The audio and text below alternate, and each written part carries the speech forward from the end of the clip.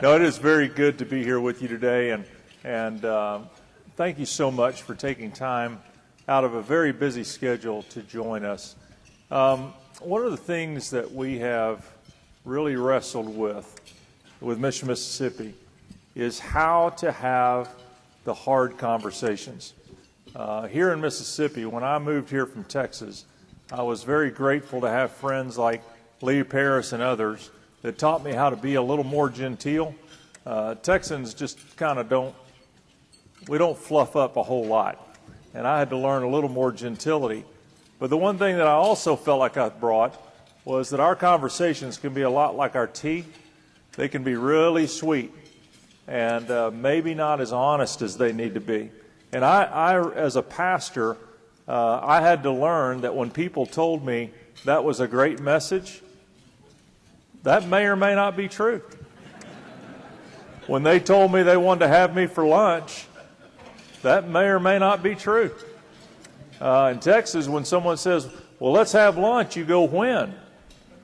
And I would say that here, and people would go, well, we'll call you.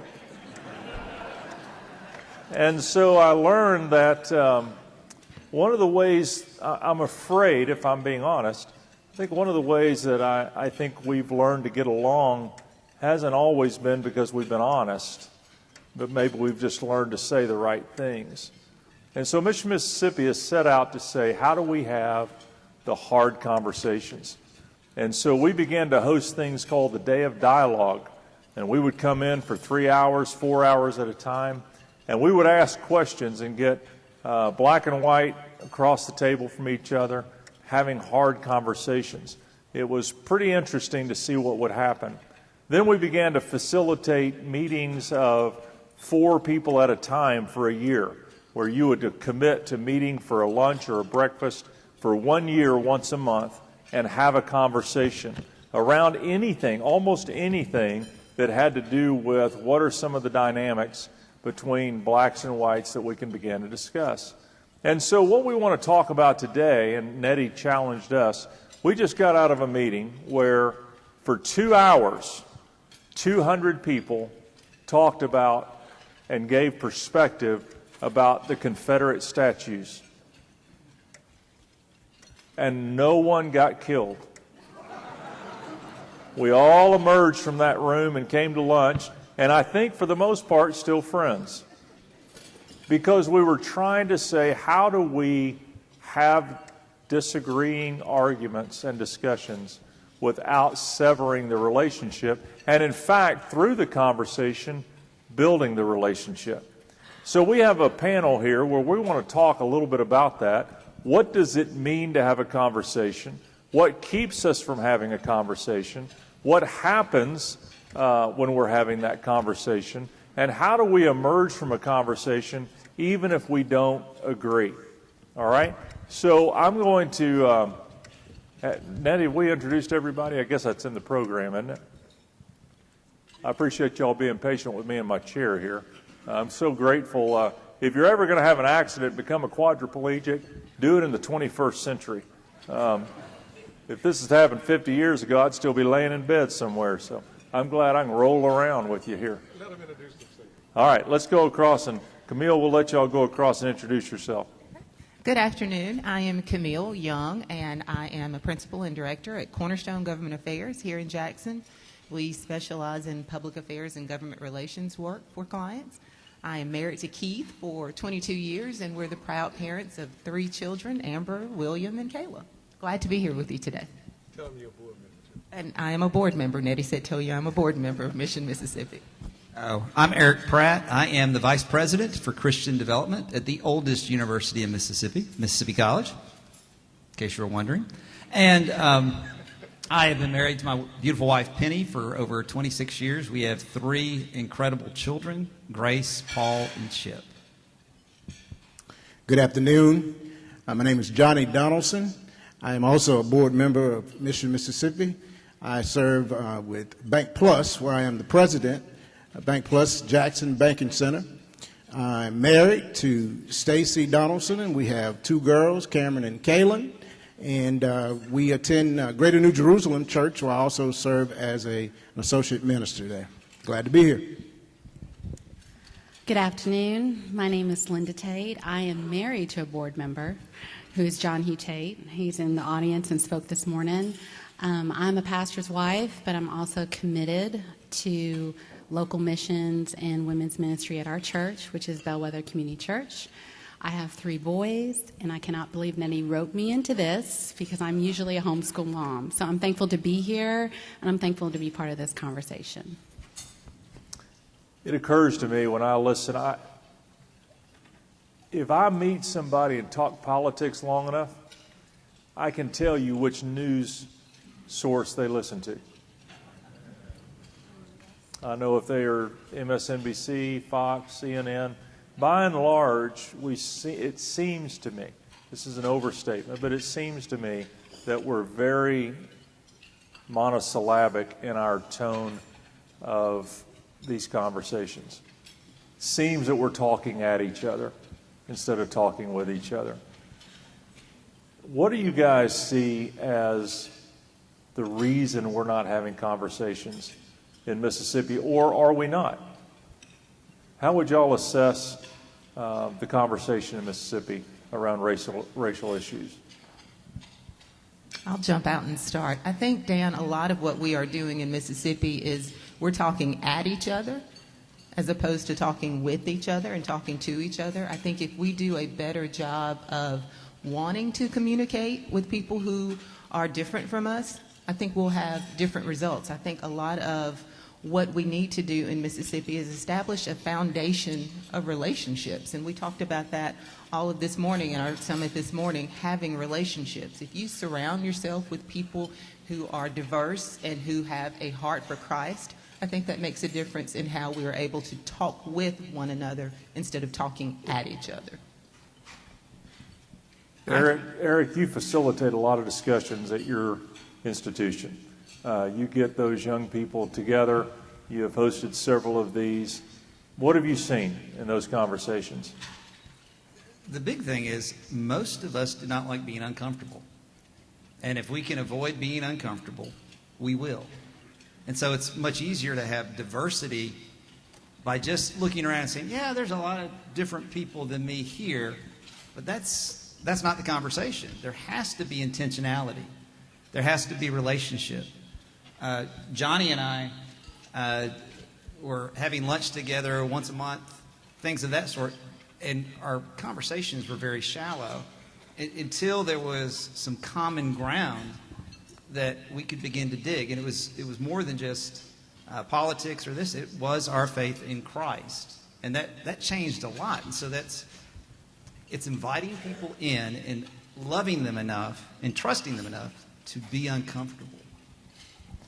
Yeah, Dan, I would have to say, and just as Camille was saying, relationship is truly important to start the relationship. We must have conversation. And you asked the question about in Mississippi. I think we have, kind of like you said before, Southern hospitality, you can get that term anywhere.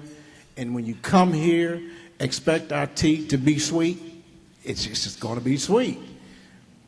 But the sweet tea may be hiding some true things that we have inside, and we may have chosen to not have the conversation. So if we've chosen to not have the conversation, then it will delay the relationship. But I challenge us, if we will continue to at least have the conversation, just as Eric said, when he and I agreed to have a conversation, a relationship started, and it started the whole thing. So we have to be intentional of having those conversations. Why have a conversation? Why can't you just leave me alone? Let me think what I want to think, believe what I want to think, and you just be wrong. Well, we could do that, but I guarantee you, if you find yourself in a position to where you really need someone's help, and it's a life or death situation, you could care less what color I am. Can you hand me a hand so I can live? We have to get to the point to where we realize in order for us to progress, we have to be willing to have the conversation. My wife and I have been married 25 years. But now, year one, we dated, for a little while, college, and that kind of thing. But once we went down the aisle and, exchanged rings and all of that, if I just went into my room and she went back to her room and never talked, even though we had the rings, there would be no relationship. So we have to communicate. We're still two individuals coming together, and we learn each other over time. So it's the same thing when we're talking about individuals. I have a story that kind of connects to why we need to communicate. So we have a church in Northeast Jackson, and it's a white church, literally a pretty white church, and that has been a deterrent because people say, I guess pretty white people go to that pretty white church. And we had a lady one day who lives in our neighborhood, and she goes to a church in South Jackson, and she said, my church talks all the time about racial reconciliation, but I don't see anyone doing anything. So I'm going to go to this white church on the corner and just walk in and see what's going on that morning. And I think my husband was doing a graduation Sunday message, and she had a word in her head that my husband preached, and she said, I think I'm going to come back.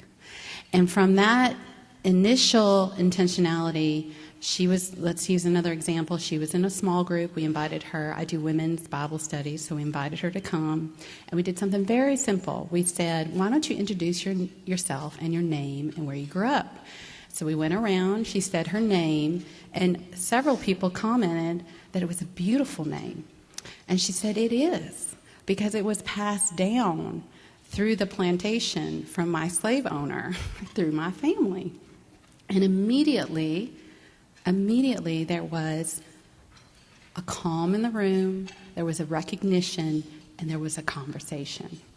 And part of it is if we're willing to see the people around us, because God sees each one of us, and He specifically sees the afflicted and the hurting, then we're more open to say, yes, I will not be invisible in my neighborhood. I will actually go meet my neighborhood church.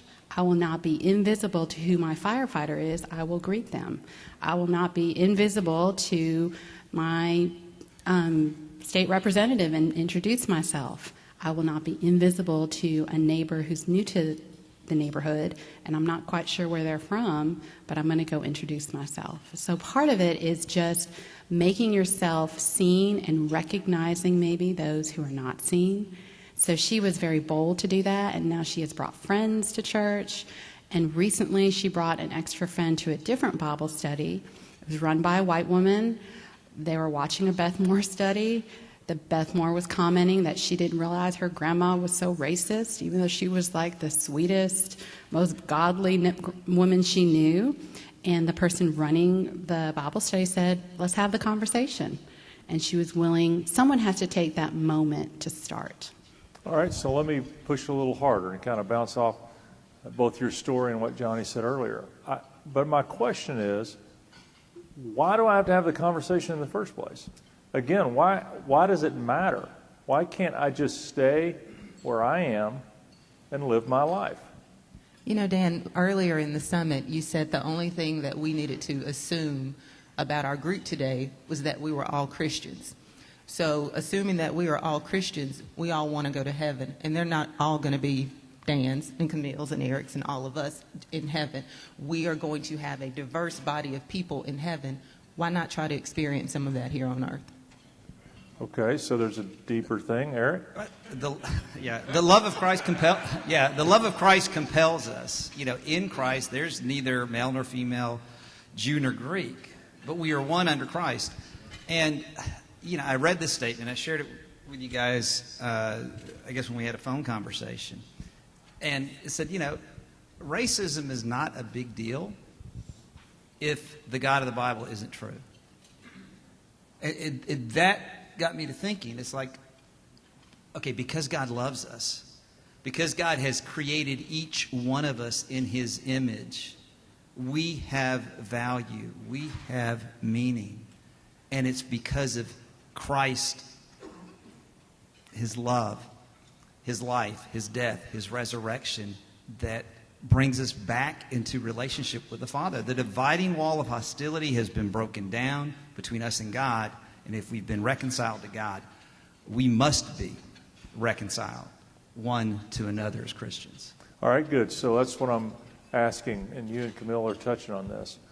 My question is, what's the motivation for us having a relationship? Johnny, you gave a great story about your wife, but there was a lot of reasons you wanted to build a relationship with her. I would have to agree on that one. There was... Guilty as charged on that one. And we all know you outkicked your coverage on that. I did. So Guilty as charged. There was a motivation for you to do that. Let me back up and then ask this question. Do you think that race is still a divisive issue in the state of Mississippi? I would have to say yes, if we were totally honest. Really? Yeah. Yeah. Okay. Let's get together after and talk Okay, about it. let's do that. We'll do it. Here's the thing. Yeah, it's like a median. We have to be honest. Number one, there was only one assumption that we talked about in the summit earlier. The assumption is that we were all believers. So if I start there with myself, it starts with me. Johnny, are you a believer? Yes, sir. Yes, ma'am, I am. I go to church every Sunday. I'm in Bible class, okay.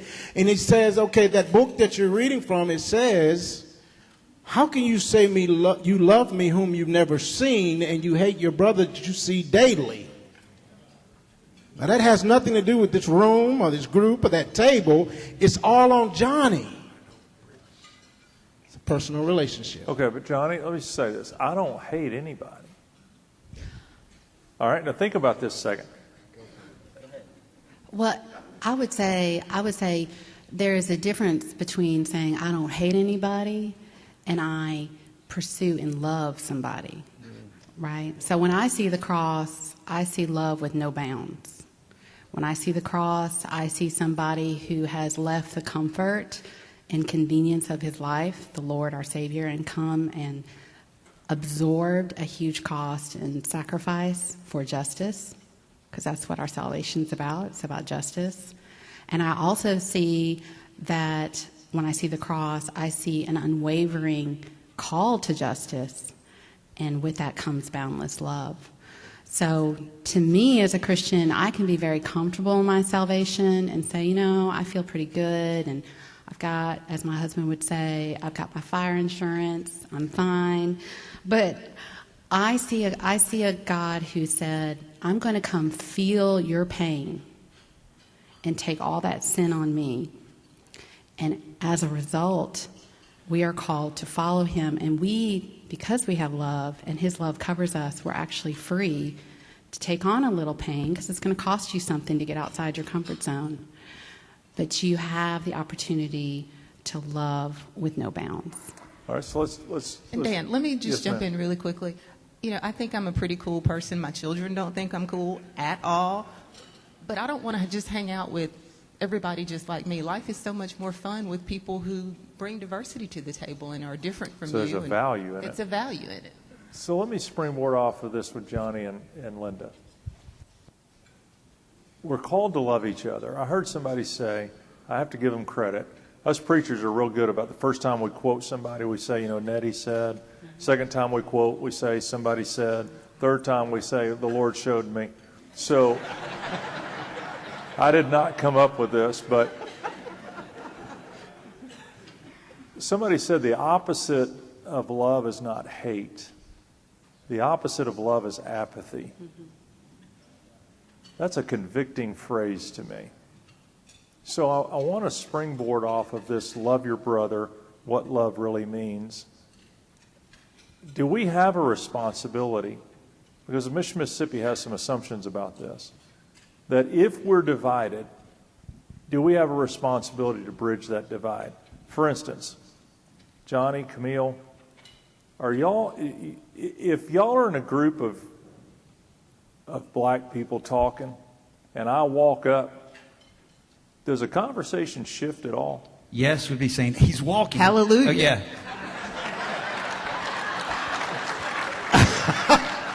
Walked into that one, man. You set yourself up for that one. Oh, and it only gets worse. Nettie goes, you walked into that one, Dan. That's right. Make fun of the cripple. It's You're okay. among friends, Dan.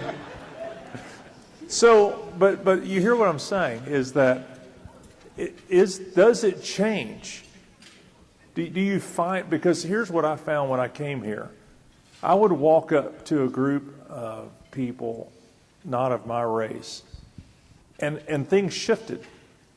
It just shifted. There was a distinction between us that I didn't know how to bridge. And if I'm honest, the same thing was true with me. That there are two ways of talking. And how do we create a unified conversation? So are we responsible for bridging that gap? I think is my question. Why? Let me phrase it another way. Why do you think we're responsible for bridging the gap? Everyone up here believes we ought to be bridging the gap. Why? It really is for our own future. Of course, we talked about how if we're going to live this Christ-like, be a Christian, which means Christ-like, then we're going to have to portray it. But it's really for our survival. It's for our future. That's why we have to consider that it's vitally important to do it, first of all, to do it. I'm a Gulf War veteran, okay? In the military, as we all know, basic training, one of the things that they do, they strip you of all of your clothing. So it doesn't, you're talking about people who come from all over the world, but now you're going to strip them of all of their clothing. Everybody's haircut is the same. You wear the same clothes, same underwear, same everything, and you put you all in a room together. You don't know anything about each other, but everyone will come to the conclusion, because the drill sergeant will force the issue, will force the uncomfortable situation to say, I don't really know you, Eric. I don't even know where you come from. Matter of fact, I don't really like white people, but I guess we can agree on this. We both hate him. Can we agree on that? And Eric go, yeah, I don't like black people either, but we can agree on that. We both hate him. And they do it on purpose to begin the bond that we all come to an agreement, all 40 or 50 of us, that we hate that guy. And then they start to mold us and rebuild us, because they know one day Johnny will be on a desert somewhere in the Gulf War and bullets are flying, and I need to know that my brother and my sister next to me have my back, literally. But that bond began when we all got a haircut. So for our survival, I was able to come back, and my friends and I came back because we trusted in each other. No, we weren't the same color. No, we didn't come from the same thing. But we all believed and we loved in one another. But it took time. We had to talk. And the relationship had to begin for us to trust each other to go into a life or death situation. That's how vitally important it is for us. We can leave this luncheon today and just love the chicken and the cheesecake and the whole thing and say, oh, good to see you. Oh, it was great seeing you. Take care now. And then we go back to our offices and say, you know, I went to that Mission, Mississippi luncheon. Yeah, we had chicken, but look, let's get back to the real thing. Now we have wasted our time. We have to go into action after this. It's important. I think the key to building that bond where you don't change your conversation when someone walks up is kind of connected to this morning's topic, is vulnerability. If you're not willing to be vulnerable, take all your clothes off in front of people you don't know, talk about a very difficult subject that may put you in the hot seat, talking about Confederate statues. If you don't have that vulnerability, you have no bond and you have no trust. It just becomes eventually a superficial relationship. That's true in any relationship, especially marriage.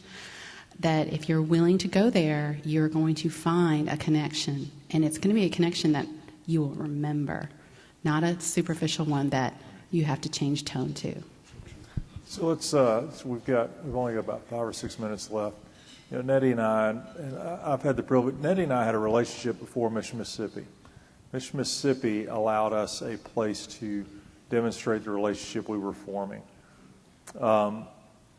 Nettie and I have had some pretty hard conversations. One time on our way to Natchez, he pulled over and offered for me to get out of the car.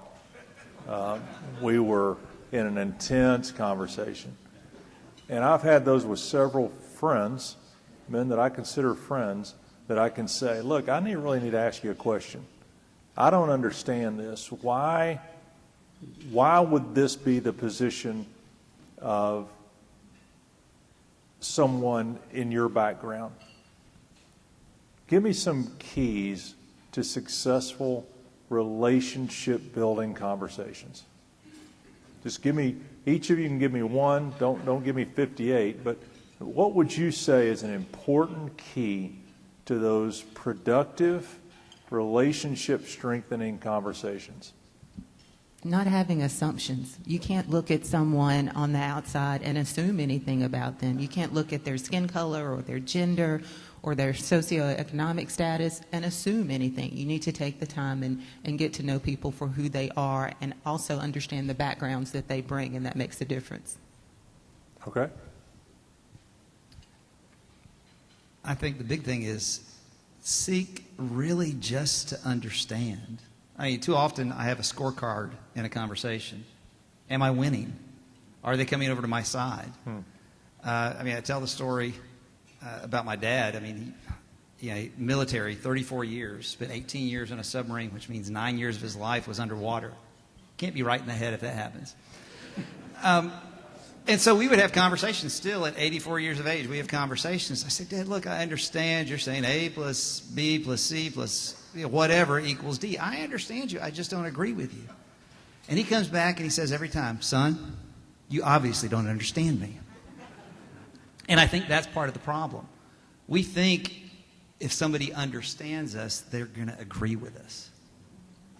And the idea is, I just need to understand you. I may not agree with you, but now I got a little idea of how you feel, of your pain. It's those stories that just go, that has not been my perspective.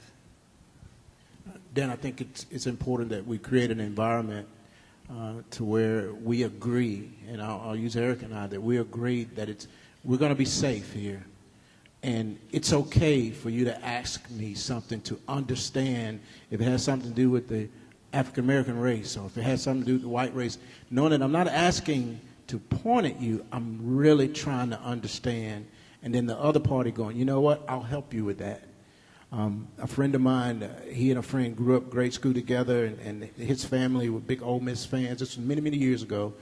They invited him to come to an Ole Miss game. It was back when rubber flags were real big. And when they got to the game, and his friend was black, and when he got to the game, they handed out the rubber flags to go in the game, and he offered one to his friend, and he said, no, that's okay. Didn't think anything about it. When he got back home, he realized he was real quiet, and he's like, why are you so quiet? And he said, you going to Ole Miss? They were trying to choose college. He said, no, I can't do that. He said, you don't understand, that flag means one thing for you, but it means another for me. And he said, Johnny, I never even thought about that as a perspective. I just didn't. But by talking and understanding, and it was safe to have the conversation, it helped. That's good. I would leave with just a simple tool in your conversation. I would realize that a conversation is always give and take. There's always a speaker and a listener, and you change roles. So I would start the conversation and use words that require intentionality, which would be, I desire to know. I desire to see. And then when they respond, you say, this is what I hear you saying. And the person on the reverse would then say, well, I desire to know. And this is what I hear you say. And you will find, this helps in marriage too, a very productive conversation that is much more than talking an opinion, but it's seeking to see the other person and their perspective. I think what I would add to that is, we've said it in 100 ways, but valuing that person. I am enriched by the people I know. I have been enriched to go beyond my background to learn the backgrounds of others. I've had the privilege of being in 28 different countries. Every time I go, I'm enlarged. And in that enlargement, I find more of who God is in a very unique way. So I would say value the person that's sitting in front of you, that their journey is a powerful story. And if you can value it, that journey can change your life as well. So, Nettie, you taking it up? You're standing behind me in front of a microphone. That's usually Yes, the sir, sign. I got it. Thank you. All right. Thank our panelists.